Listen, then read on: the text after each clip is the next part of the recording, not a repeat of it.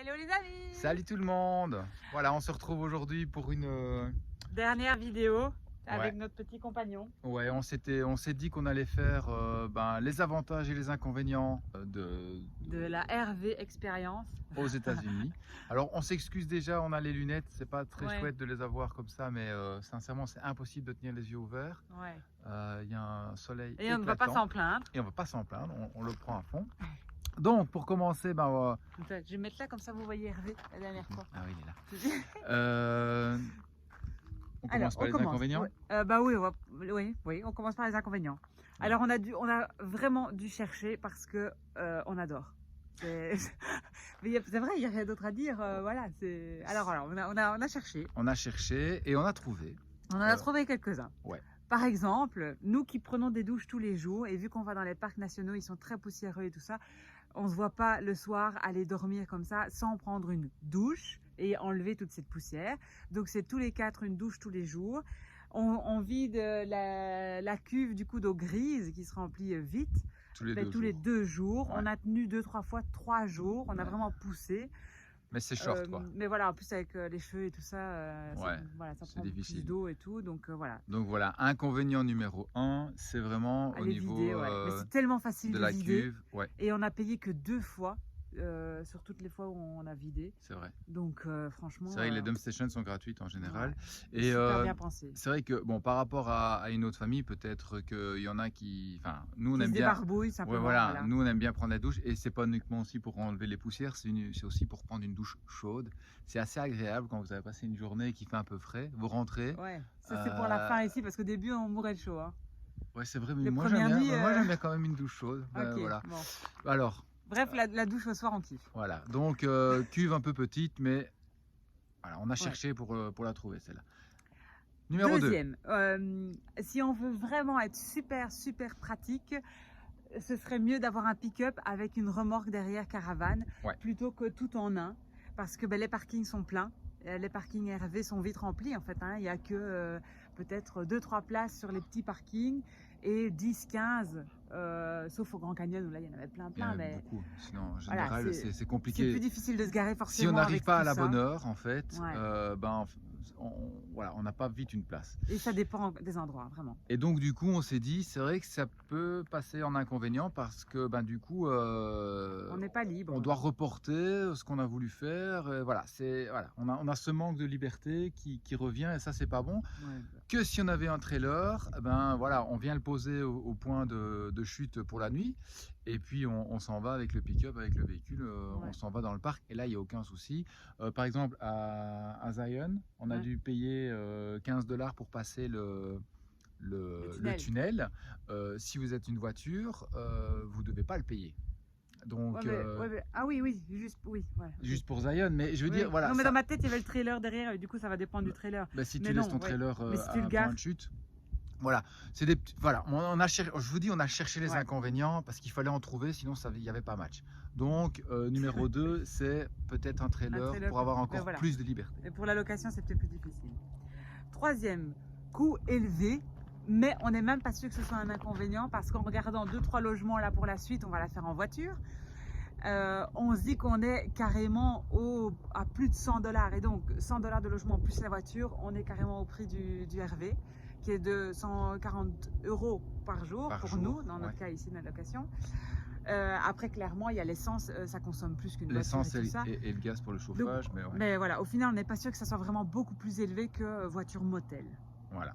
Donc ça c'était le numéro 3. Ouais. Alors ensuite, on est maniaque, on aime bien la propreté et du coup, c'est poussiéreux. En fait, le fait que ce soit véhicule et maison en même temps, et qu'on soit dans l'ouest aussi, où il n'y a que des parcs nationaux et que de la poussière. C'est très sec.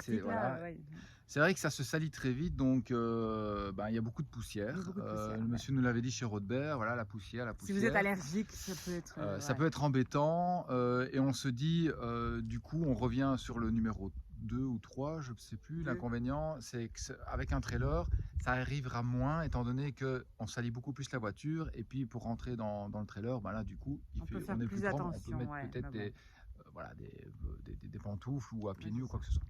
Voilà. Et le dernier, je pense. Non, il y en a encore. Ah, il y en a encore. Je vais lui dire maintenant, parce que je ne l'ai pas noté, du coup on va l'oublier, les petits rangements. Comme c'est un truc de location, ben, il n'y a pas plein de petits rangements que nous, par exemple, on avait prévu dans le Defender, on en avait partout, c'était vraiment pratique. Et que les familles aussi prévoient dans leur camping-car quand elles aménagent. On l'avait fait à notre sauce aussi, donc. Voilà. Donc ici, on manque de petits filets pour mettre les chaussures, pour mettre les câbles, pour mettre des petits trucs comme ça. Mais encore une fois, on est sur un camping-car de location, et donc je pense que c'est fait pour monsieur et madame tout le monde. On se répète beaucoup, mais voilà. Ensuite, du bruit en roulant.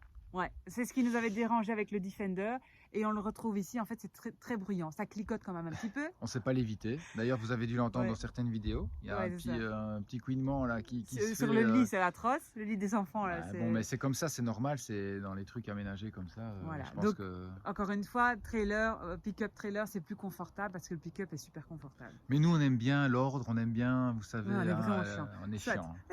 L'électricité. Alors, donc nous, on est avec la brosse à dents électrique. On n'a pas pu la mettre chargée pendant les 20 jours, on va dire, parce que les 5 premiers, on allait quand même au Visitor Center du parc et on allait demander pour brancher. Et puis à un moment, on s'est dit, c'est bon. Et je suis même allé dans les Walmart, demander, on a laissé une nuit, j'ai demandé une station essence. C'est ça. Alors les gens nous regardent avec des yeux mais comme quand on est dans le wild et tout, voilà, au final, elles étaient plates et... Voilà, on le fait au manuel maintenant, mais je veux dire, voilà, c'est l'électricité. Donc pour en revenir à l'électricité, étant donné que c'est de la location, je pense qu'ils ne se prennent pas trop la tête avec les batteries. Et du coup, c'est ça. Si on a un panneau solaire et tout, c'est différent. C'est différent et on voit ici... Parce qu'avec le Defender, on avait de l'électricité, on pouvait la mettre chargée. Mais on voit les gens ici, il y a un van qui est garé juste là, il a sorti son panneau solaire, il est en plein soleil. Voilà, ils n'ont pas le problème. Nous, en fait, au petit matin, je dois redémarrer pendant 5 minutes, le temps de recharger. Un petit peu pour l'électricité qu'on a besoin, mais on ne sait pas charger rasoir, on ne sait pas charger brosse à dents, j'ai pas pu recharger mon drone du coup, parce que ça c'est dommage, il y a des endroits magnifiques et on ne peut pas les filmer du haut, donc voilà. Oui, alors par contre on a USB et USB-C en roulant seulement, USB tout le temps, mais USB-C en roulant seulement. Donc, l'électricité, isolation. Donc on l'a eu, il faisait 36 degrés à Los Angeles, il faisait 36 degrés à l'intérieur, on s'est dit oh là ça va être difficile. Il n'y avait pas de ventilateur en plus, donc, parce que ça aussi on a vu des familles qui mettaient ventilateur dans le camping-car. Et donc on a eu très très peur, et d'ailleurs la douche, l'eau on n'avait pas besoin de la faire chauffer, on mettait l'eau froide et elle était bouillante. Elle était parfaite. Non, elle était trop chaude, pour moi elle était trop chaude, j'avais déjà une douche froide et... Voilà. Soit. Mais donc voilà, l'isolation il faisait très chaud dès le début, et puis là on a eu à Bryce une nuit à 4 degrés, et il a fait caillant à l'intérieur, c'était difficile, et on s'est dit bah oui non c'est bien quelques semaines, mais en fait c'était difficile, dans le froid tout le temps on pourrait pas. C'est difficile au petit matin. Parce que le soir, on prend nos douches, les chaudes. Et même un petit, tu chauffes, t'as froid, tu chauffes, t'as froid. Et alors, pour revenir sur la chaleur, quand on était à LA au début, on avait chaud dans le camping-car. Alors la plupart du temps, les gens ici, qu'est-ce qu'ils vont faire? Ils vont mettre la clim. Alors nous, on a décidé de ne pas utiliser le générateur qui est dans le camping-car pour ne pas devoir payer l'électricité supplémentaire. Et étant donné qu'on n'a jamais été branché dans un camping, on n'a jamais pu utiliser la climatisation. Donc c'est vraiment un choix de notre part de ne pas avoir voulu. On aurait pu rafraîchir quand il faisait trop chaud, mais c'est un choix de ne pas vouloir le faire. Donc c'est important de le faire. Et puis on n'aime pas la clim non plus, ça nous rend malade. Et on n'aime pas la clim, voilà. On est chiant. Ici. Non, on est chiant. Ça, et du coup c'était fini, et maintenant j'en avais un autre. Ah oui, mais voilà, cette histoire d'électricité, on en a déjà parlé, générateur en plus, et le four, on l'avait déjà mentionné dans la première vidéo, où là moi j'étais déçue. Voilà, c'est la location. C'est comme ça. Voilà. Alors, positif, tout le reste. Franchement, c'est le pied. On est dessus. Regardez, on va tourner, regardez, on est en pleine nature.